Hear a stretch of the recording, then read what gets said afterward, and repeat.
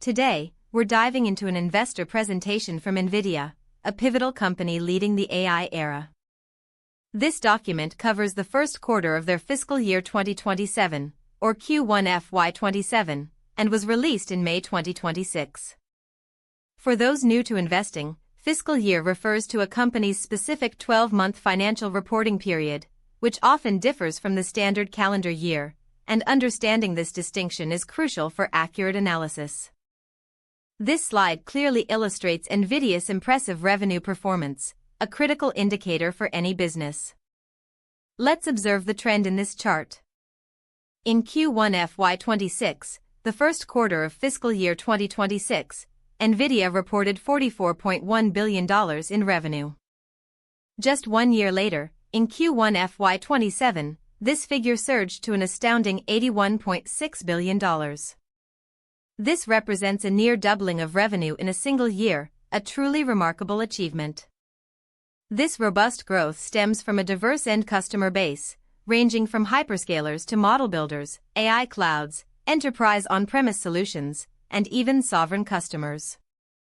Importantly, Nvidia's latest GPU architecture, Blackwell, has been widely adopted and deployed by every major hyperscaler, every cloud provider, and every model builder, underscoring its dominant position in the AI infrastructure market. Furthermore, emerging AI fields like agentic AI and reinforcement learning are opening up new CPU growth opportunities for Nvidia. Agentic AI describes artificial intelligence that makes decisions and acts autonomously, and reinforcement learning is AI that learns by trial and error. These fields represent new CPU growth for Nvidia. Another significant product or platform, Vera Rubin, is on track for the second half of this year, commencing in Q3, which is anticipated to be a future catalyst for further revenue expansion. Lastly, Nvidia's AI infrastructure consistently delivers the lowest token cost and highest token throughput, as demonstrated in the latest MLPerf and InferenceX benchmarks. Token cost is the cost for AI models to process data, and token throughput is the amount of data processed per unit of time. MLPerf and InferenceX are industry-standard benchmarks for AI performance. This performance superiority proves the efficiency and speed of Nvidia's solutions, showcasing its strong competitive edge in the market. On this slide, we will examine the detailed breakdown of data center revenue. First, let's look at the hyperscale segment.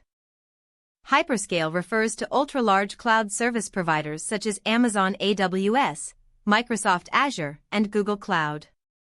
These massive cloud companies handle vast amounts of data and serve users worldwide. Revenue in this segment surged from $17.6 billion in Q1 FY26 to an impressive $37.9 billion in Q1 FY27, representing an increase of nearly 115%. This clearly indicates how explosively AI infrastructure investment demand from major cloud enterprises is growing. Next, we have the AI clouds, industrial, and enterprise (AC) segment. This category encompasses specialized AI cloud companies, and the AI adoption demands from various industrial sectors and general enterprises. Simply put, it refers to all types of corporate clients looking to leverage AI. Revenue grew significantly from $21.5 billion in Q1 FY26 to $37.4 billion in Q1 FY27. While not matching hyperscale's growth rate, it still shows a very robust growth of 74%, suggesting that AI technology adoption is now spreading across broader industries. As the message at the bottom indicates, this explosive growth is driven by continued strong demand for our Blackwell architecture. Blackwell is Nvidia's next-generation artificial intelligence chip platform, offering significantly more powerful and efficient AI computing performance. Blackwell refers to high-performance computing technology essential for training and inferring large-scale AI models.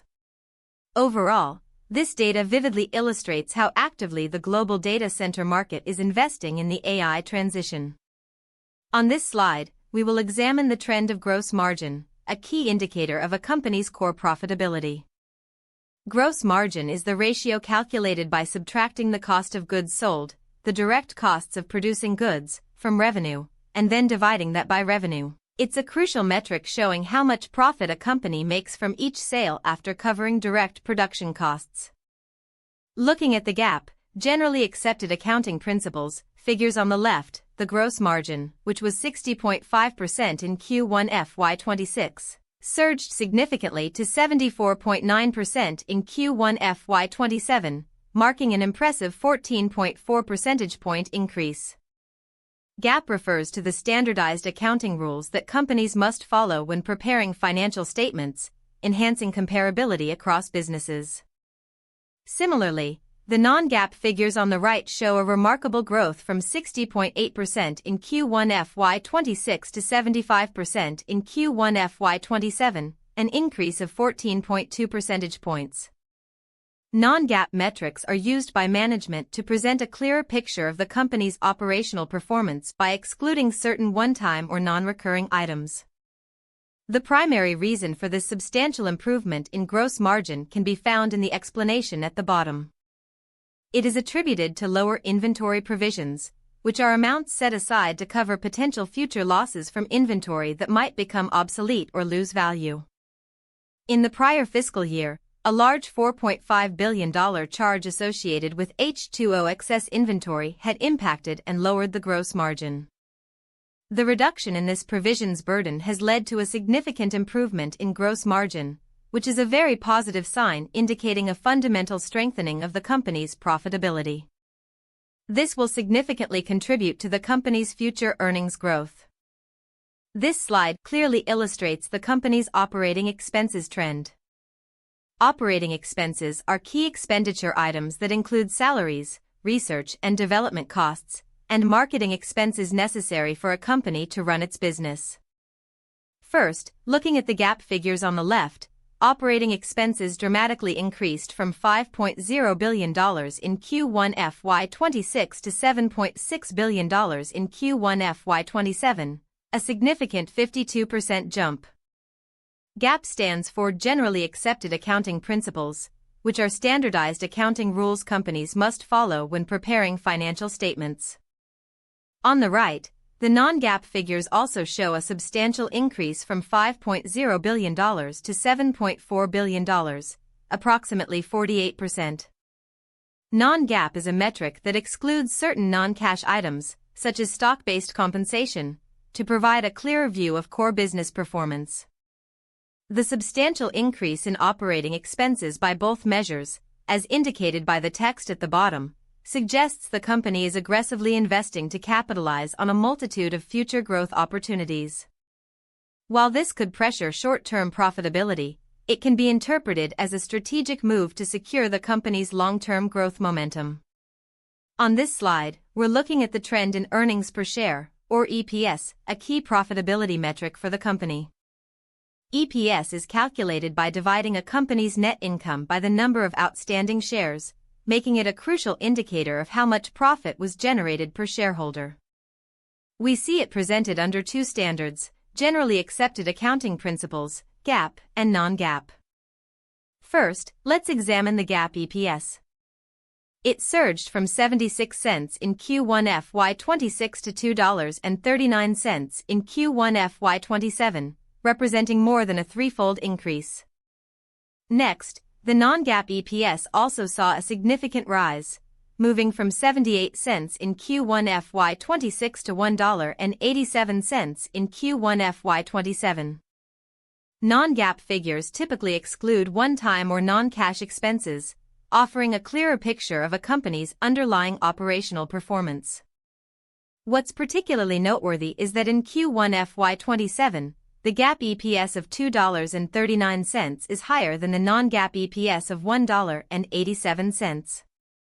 While non-GAAP is often higher, a GAAP EPS exceeding non-GAAP is a powerful indication that the company's profit-generating capability is exceptionally strong, even under the more conservative GAAP accounting standards. As the text at the bottom indicates, this accelerating EPS growth was driven by top-line growth and operating leverage. Operating leverage refers to the phenomenon where profits grow at a faster rate than revenue because fixed costs are spread over a larger sales base, reflecting both the company's efficient management and its growth potential. On this slide, we're diving into two critical indicators of a company's financial health: free cash flow and capital return. Looking at the left chart, free cash flow saw a dramatic increase from $26.1 billion in Q1 FY26 to an impressive $48.6 billion in Q1 FY27, representing a nearly 86% surge. Free cash flow is the cash a company generates from its operations after accounting for capital expenditures, and this significant rise clearly demonstrates the company's robust cash generation capabilities and financial flexibility. The capital return to shareholders, shown on the right, also substantially grew from approximately $14.0 billion in Q1 FY26 to about $20.0 billion in Q1 FY27. Capital return refers to the ways a company returns cash to its shareholders, primarily through dividends and share repurchases. We can observe that the explosive growth in free cash flow directly enabled these larger capital returns. Let's look at the additional information at the bottom of the slide. The company returned a record $20 billion to its shareholders while continuing to execute strategic investments. Furthermore, it announced a new $80 billion share repurchase authorization, on top of approximately $39 billion remaining as of Q1 FY27. A share repurchase authorization is a board-approved plan for a company to buy back its own stock from the open market, which can boost earnings per share and the stock price. The company also significantly increased its quarterly dividend from 1 cent to 25 cents per share, a remarkable 25-fold increase. All these metrics combined paint a very positive picture, signaling that the company is generating immense cash and is strongly committed to actively utilizing it to maximize shareholder value. On this slide, we will examine the key financial measures from the GAAP profit and loss statement. GAAP P&L refers to generally accepted accounting principles used in financial reporting, with P&L being the profit and loss statement that shows a company's revenues and expenses. We should particularly focus on how the Q1 FY27 results compare to the prior year's same period. Looking at revenue first, it reached $81.6 billion in Q1 FY27, an impressive 85% increase from $44.1 billion in the prior year's comparable quarter. This figure clearly demonstrates explosive market demand. Next, the gross margin percentage rose from 60.5% to 74.9%, an increase of 14.4 percentage points. Such a significant improvement in gross margin is a very positive sign, proving the company's product competitiveness and ability to enhance profitability. Operating expenses increased by 52%, from $5.0 billion to $7.6 billion, but this growth rate remained lower than revenue growth, indicating efficient cost management. As a result, operating income surged by a remarkable 147%, from $21.6 billion to $53.5 billion, a direct effect of simultaneous increases in revenue and gross margin. Net income grew by 211%, from $18.8 billion to $58.3 billion, showcasing an overwhelming improvement in the company's ultimate profitability. Lastly, diluted EPS, which represents the net income per share after considering all potential stock conversions, increased by 214%, from 76 cents to $2.39, clearly indicating a substantial increase in earnings for shareholders. All these indicators collectively demonstrate the company's outstanding performance and robust financial health. This slide presents the company's non-GAAP P&L financial measures. Non-GAAP metrics adjust for certain items not typically included in standard accounting principles, or GAAP, to provide a clearer view of a company's operational performance. We're looking at Q1 FY27 results, comparing them to Q1 FY26. Revenue soared to $81.6 billion, achieving an astonishing 85% year-over-year growth. This clearly demonstrates robust market demand and significant product expansion. Gross margin percent reached 75%, a substantial increase of 14.2 percentage points year-over-year. Gross margin is a key metric indicating the profit a company makes from each sale after direct costs, and this significant improvement suggests stronger pricing power or enhanced cost efficiency. Operating expenses increased by 49% to $7.4 billion year-over-year, which is a considerably lower growth rate compared to the 85% revenue growth. This can be interpreted as a positive sign that the company is effectively managing its costs relative to sales expansion.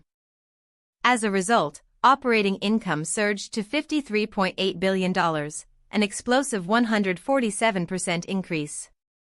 This remarkable growth in core business profitability is a direct result of strong revenue growth, improved margins, and efficient cost management working in synergy. Finally, net income reached $45.5 billion, and diluted EPS hit $1.87, showing incredible growth rates of 139% and 140% respectively. Diluted EPS, representing the net profit earned per share considering all potential shares, is one of the most critical indicators for investors to gauge a company's earnings power. These overall metrics clearly indicate that the company's financial health and profitability are very solid and rapidly growing. Let's examine the Q2 FY27 non-GAAP outlook. Non-GAAP refers to financial metrics adjusted from generally accepted accounting principles. These figures often exclude certain items to provide a clearer view of a company's core operational performance.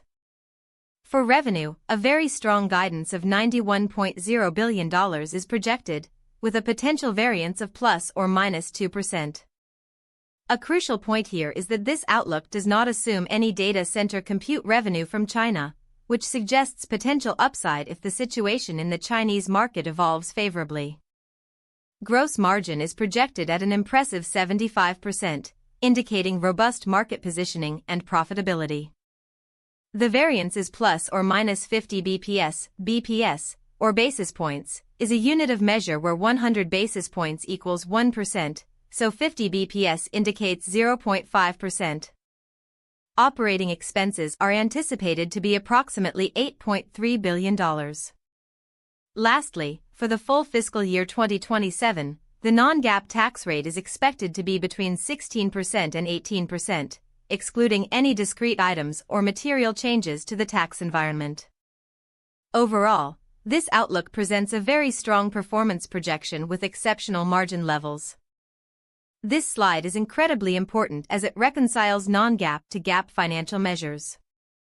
GAAP, or generally accepted accounting principles, provides a standardized framework for financial reporting, making it easier for investors to compare companies. Non-GAAP measures, on the other hand, are often used by management to present a clearer view of operational performance by excluding certain non-recurring or non-cash items.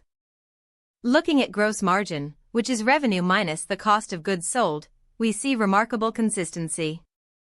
The non-GAAP gross margin of $61.232 billion and 75% is nearly identical to the GAAP figures of $61.157 billion and 74.9%, suggesting the company's core product profitability remains robust. For operating expenses, which are the costs of running the business, and operating income, we observe slight differences. GAAP operating expenses, for instance, are $7.621 billion compared to non-GAAP $7.449 billion, reflecting adjustments mainly related to acquisition costs. However, the most striking divergence appears in net income and diluted EPS. Net income is the final profit after all expenses and taxes, and diluted EPS, or diluted earnings per share, is net income divided by diluted shares, showing profit per share. Non-GAAP net income was $45.548 billion, but under GAAP, it surged to an impressive $58.321 billion. This significant increase is largely driven by a substantial $15.882 billion adjustment under Other, B, which footnote B explains includes net gains from equity securities and dividend income, reflecting non-operating gains. Consequently, diluted EPS also saw a substantial rise from non-GAAP $1.87 to GAAP $2.39. This clearly indicates that gains from non-operational activities had a very positive impact on the company's reported GAAP net income and, by extension, its earnings per share. Ultimately, this reconciliation isn't just about number crunching, it's a vital tool for distinguishing between core business performance and external financial impacts, allowing investors to gain a comprehensive understanding of the company's financial health by examining both sets of metrics. This slide clearly illustrates how a company's reported non-GAAP financial metrics are reconciled to GAAP standards. Non-GAAP figures are adjusted metrics companies often use to highlight their core business performance by excluding certain costs, while GAAP refers to the standardized financial reporting principles generally accepted by regulators. It's crucial for investors to examine both to understand a company's true profitability. Let's start by looking at gross margin. The non-GAAP figure was $26,794 million, but after deductions of $123 million for acquisition-related and other costs, A, and $3 million for other items, B, the GAAP gross margin was adjusted to $26,668 million. This also means the gross margin percentage saw a slight dip from 60.8% non-GAAP to 60.5% GAAP. Gross margin is the profit a company makes from its sales after deducting the cost of goods sold, indicating the profitability of its core business. Next, observing operating expense, it increased from $4,993 million non-GAAP to $5,030 million GAAP, primarily due to an addition of $37 million from acquisition-related and other costs, A. Operating expenses include essential costs for running the business, such as R&D and sales, general and administrative expenses that are not directly tied to production. Consequently, operating income decreased from $21,801 million non-GAAP to $21,638 million GAAP. Operating income reflects a company's ability to generate profit from its fundamental business operations. Now, let's turn our attention to the critical net income. It was $19,094 million on a non-GAAP basis. However, after deducting $160 million for acquisition-related costs, A. $179 million for other adjustments, B. and adding back $20 million due to the tax impact of these adjustments, the GAAP net income decreased to $18,775 million. The tax impact of adjustments refers to the change in tax expense or benefit resulting from these financial adjustments. This significant $319 million adjustment in net income has a considerable impact on the company's ultimate profitability. Looking at diluted EPS, it decreased by 2 cents, from 78 cents non-GAAP to 76 cents GAAP. This is a direct consequence of the net income adjustments, as the diluted shares outstanding remained unchanged. Diluted shares outstanding represents the total number of shares if all convertible securities were exercised, and diluted EPS is a key metric investors use to assess a company's profitability on a per-share basis.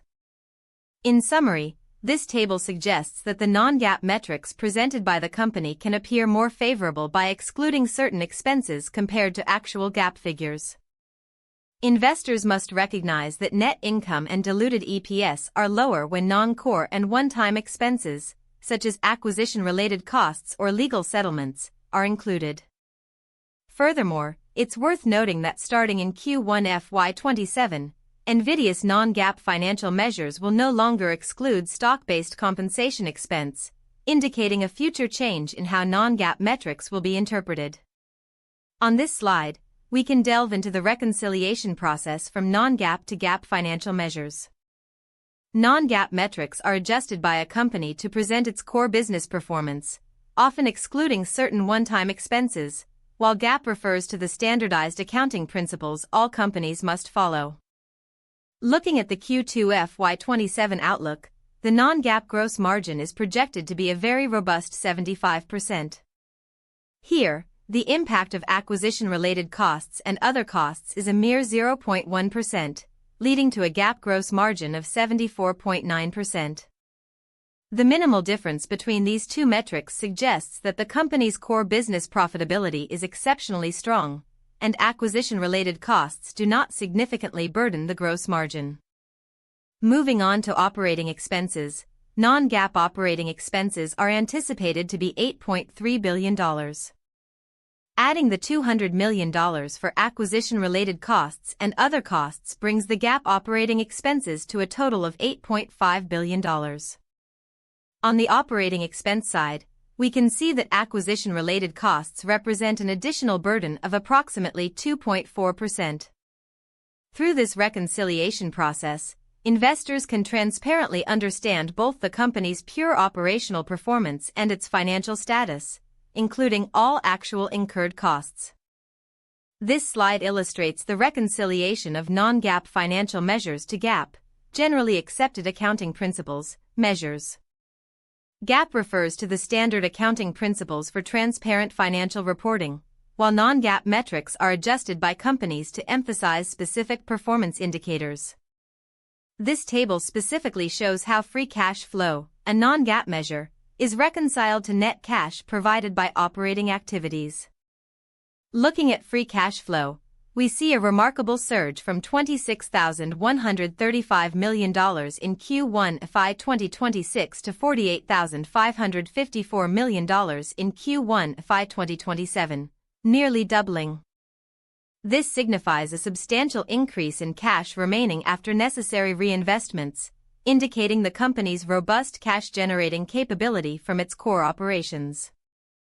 Next, purchases related to property and equipment and intangible assets, often referred to as capital expenditures, increased from $1,227 million in Q1 FY 2026 to $1,757 million in Q1 FY 2027.